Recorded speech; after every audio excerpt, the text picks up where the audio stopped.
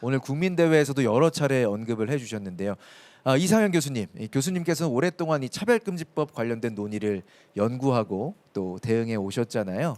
네. 한국교회가 우려하는 핵심 쟁점은 무엇인지 아직도 이제 모르시는 분들이 네. 있으신데 좀 네. 짚어주시면 좋을 것 같습니다. 네. 저 기본적인 그 컨셉이 그 신앙적인 어떤 양심에 기반해서 또는 종교적 신념에 기반해서 반대하거나 거절하거나 비판하거나 뭐 설교에서도 회개를 촉구하거나 하는 내용들이 법적 제재를 받는다는 점이 가장 큰 문제입니다. 예.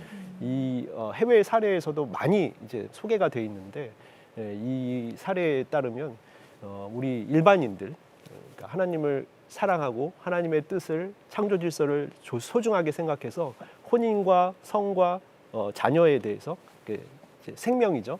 이 삼각 트라이앵글이라고 저는 생각하는데 이 혼과 성과 가족에 대해서 아니 자녀에 대해서 되게 사실 소중하게 생각하고 그거를 이제 지켜내려는 것을 실제 자신의 삶에서 실천해 나가는 그런 성도들이 제재를 받게 되는 경우가 대다수입니다.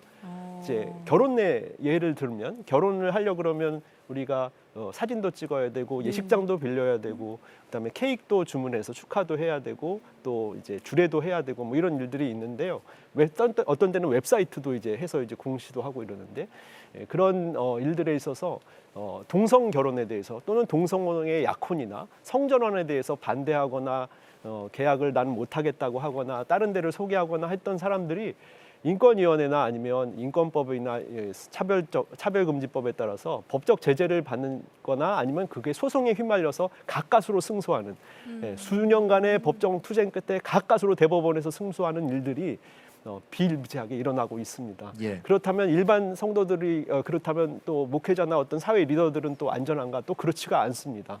방송이나 아니면 설교를 이렇게 유튜브를 통해서 내보냈을 때 그 말이나 발언을 통해서 또는 아니면 설교를 통해서 자신이 정신적인 괴롭힘이나 언어적 차별을 받았다고 하는 사람들이 이제 소송이나 진정, 인권위원회에다 이제 제소하는 걸 진정이라고 하는데 진정을 받게 되고 그에 따라서 각종 또 제재나 또는 제약들이 발생을 하면 또 이제 소송을 하게 되면 그게 또 법적 지원을 해주는 게 또 차별금지법이고 손해배상의 경우에는 최소한도 500만 원을 보장해주는 법안들이 나타나고 최대한은 액수가 없기 때문에 여러 사람들이 거기 들어오면은 뭐 500만 원씩 10명 하면 5천이고 100명이면 5억 원 아닙니까? 이런 일들이 뭐 이제 앞으로도 아마 발생하지 않을까. 그러면은 항상 법적인 어떤 소송에 휘말릴 가능성이 있어서 언어를 조심하게 되고 그럼 말을 못 하게 되고 그러면 어떻게 보면 반대를 못 하게 되는 결과가 되니까 어떤 분들은 이거 동성애 독재법이라고도 하고요. 또 반대 금지법이라고도 하고 그렇습니다. 이 프로그램은 여러분의 미디어 선교 후원으로 제작되었습니다. 선교는 사명, 후원은 동역. 당신도 복음을 전할 수 있습니다. 선교 후원 02-6333-1000번